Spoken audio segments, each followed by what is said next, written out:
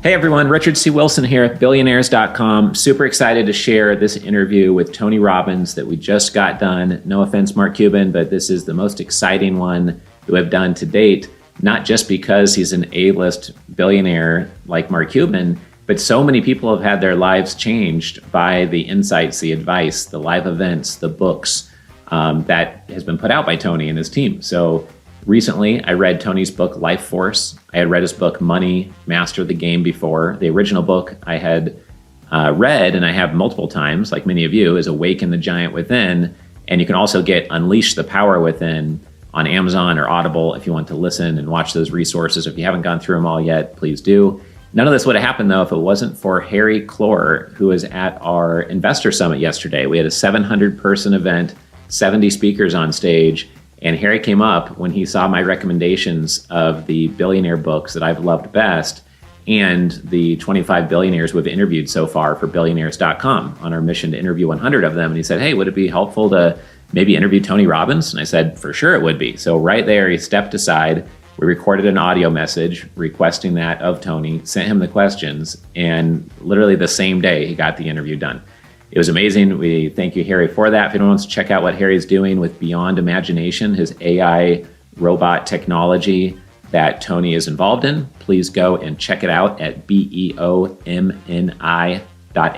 It's called Beyond Imagination, and it's Harry Clore, Kloor. So thank you, Harry, for making this happen. Thank you, Tony, for answering these interview questions. This is going to be enormously helpful to our 2 million plus social followers, and it's making the whole Billionaires.com project more valuable. So without any further delay, let's jump right into the interview questions and hear from Tony and his advice. I hope you enjoy it as much as I have. My first question is, what was the major turning point of increased momentum, or a strategic choke point that once you acquired or completed, it made everything you were doing surge forward? I would say making the psychological shift from operator to owner in my businesses. When you're an operator, you're always stressed. You're trying to do it all. You try to supervise everything and everyone. You try to make sure no one makes mistakes. And so it all requires your attention. And so you can never scale. And the only way you succeed in a large scale financially or in business is by scaling.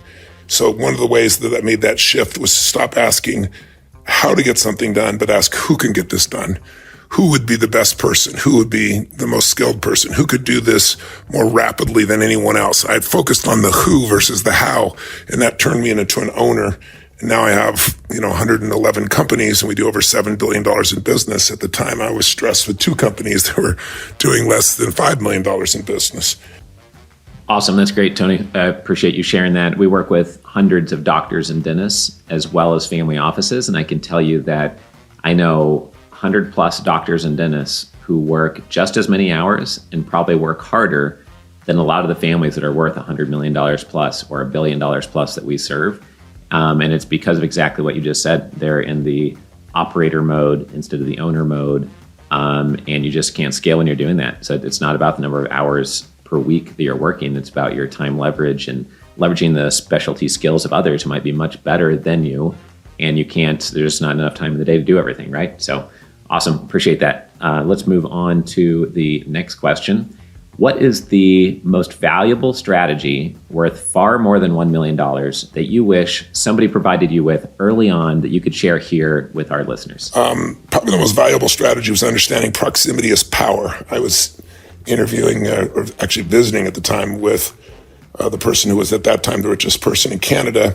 And he wanted to help me, and he asked me some of my goals, and I told him some of them, and he said, let me give you the most valuable advice that made me wealthy. Proximity is power. And I said, I think I know what that means, but please tell me what it means. He means, if you wanted to make a movie today, Tony, he said, you could do it easily. I've seen about 10 movies that you're in some little role. He said, the reason is you have so many people in the entertainment business that are your fans, writers, directors, producers, actors, heads of studios. He said, so you're in proximity with them all the time. They're thinking about you. And as a result, my guess is you didn't even have to ask to get put in those movies. And this is even before films where I played a bigger role like Shallow Hal. And he was absolutely right. He said, now, if you wanted to do a deal with IBM, I'm not saying you couldn't do it, but you don't have proximity. Your chances of really making that deal are shrunk massively. Whereas, If you look at Bill Gates, his family is directly tied to the board of IBM, and it made the probability of making that deal so much greater. If you are in proximity of people playing the game at a much higher level than you are, think of it this way. If you play tennis with someone and you're better than they are, your game is going down over time because you're not challenged. If you want to really do well, get in proximity with people playing the game much higher than yourself. Using the tennis metaphor, someone who's so much better, you're playing against Serena Williams, your game is going to explode just to stay on the court.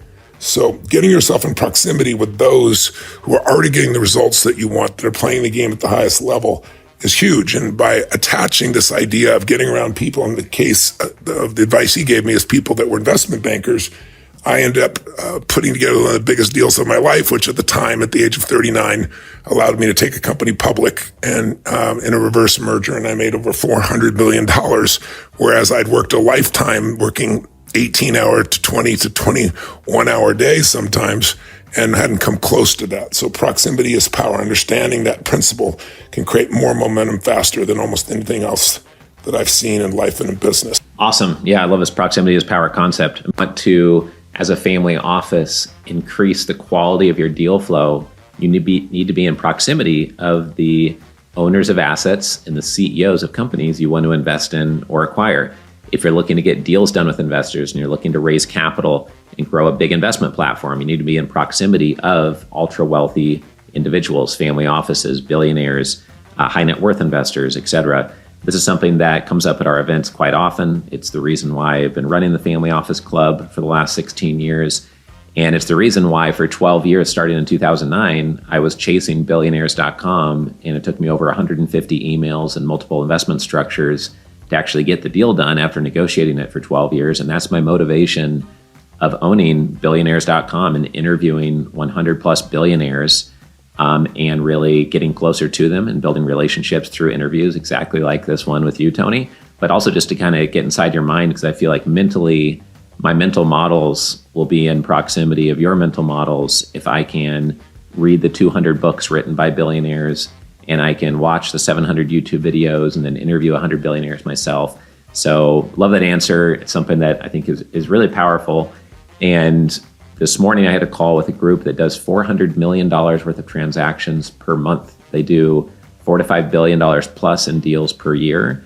And last week I spent 2 hours with a billionaire. And those are just examples of trying to put into practice what you're saying, Tony, and I believe in it 100%. So it's awesome that you chose to give that advice over everything else you could have said there. My last and final question, just to respect your time, is what is the number one most costly mistake that you've made, seen many investors make, or that business owners make all of the time, which could be easily avoided? Well, as a business owner, the number one mistake is staying too long with people that aren't right. Rationalizing versus making decisions quickly. It's like taking time to hire people to really believe you're right, but then quickly, if you know they're wrong, not rationalizing and staying with them because they're eating up time of others. If you have platinum players and you have somebody that you bring on board that's a bronze player, or a person who, for example, does not the right team fit, they can suck the energy out of your culture and your environment. When it comes to investments, the biggest mistake, again, is people not willing to make a decision to cut their losses, being in a position where somebody tries to continue to be optimistic about something, and that, as an investor, will get you in trouble. One other one I'll give you, so you want to avoid, and if I want to give you another valuable strategy, it was one I got for investing. I gave you a business one. For investing, it was from Ray Dalio, who I interviewed for my book, Money Master the Game. I interviewed 50 of the smartest people alive in investing: Ray Dalio, Carl Icahn, Warren Buffett, Paul Tudor Jones, etc. And when I asked him he's the most successful hedge fund manager in history. He's returned over $50 billion in profits to his clients. He manages over $165 billion in business. And I said, on your 40 years plus of investing, what's the most important? What is the holy grail of investing? And he told me, Tony, the most important thing is to remember that if you can find 8 to 12 uncorrelated investments that you really believe in, you reduce your risk by 80% and increase your potential of returns. Anytime you can do something and reduce your risk 80% and still be in the game, it's priceless. And so I've worked on making sure my asset allocation always has at least those uncorrelated assets, which means you can't just have public assets. You have to have private equity and or private credit or private real estate assets as well. Awesome. Yeah, that is super helpful. On the first part of that, about staying too long with bad people and needing to be decisive and be high conviction on decisions and move quickly, that's probably cost our company millions of dollars in revenue. We used to hold on to bad salespeople, especially, way too long. They were toxic to our culture. So we've gotten much better at that. And at our recent event, this actually came up several times. Kevin Harrington, one of the original sharks from Shark Tank, we've closed 2 transactions that we sourced and structured with him. He always talks about working with high velocity entrepreneurs. And you can't be high velocity if you're hanging on to bad people all the time. Paul Karger, we just had a fireside chat on stage with him. He manages 39 different clients with an average net worth of $190 million per client. And one of the top takeaways from that fireside chat was that you have to be high conviction, move fast, make a decision, and you go with it. And just by chance, last night I was watching Billionaire Marcus Lemonis, The Prophet, and he respected an entrepreneur that said, no, I don't need to talk to my team.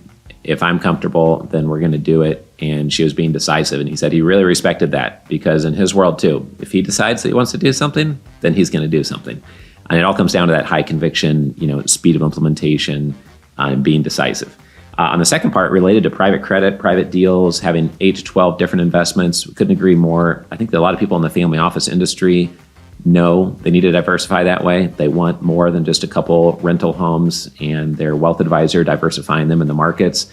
And we're always trying to help families get more and more deal flow. And the mistake I see related to what you're saying is that a lot of them think they're getting diversification by investing in a whole bunch of startups and a whole bunch of different industries. And I think that one thing I'd add on to what you said and what Ray Dalio suggested is just that we often tell families do not invest in really high risk startups unless you're doing it through a professional venture capital angel investor fund, or it's in the industry where you made your money. You do not have the insight and the skill set to choose the high risk investments in different niches. It needs to be in the niche where you created your wealth if you're going to go really early stage. And otherwise, invest in things already proven that already have a profit margin being made and that already are developed and they're not at the startup phase. So definitely appreciate the interview. That was awesome. I think that our listeners are going to get a ton of value from the thoughts you've shared.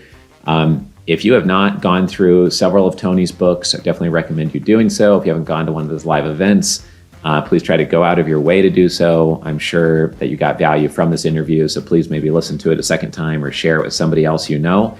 Appreciate you being part of Billionaires.com, Tony, and hope we can meet in person sometime soon. Take care.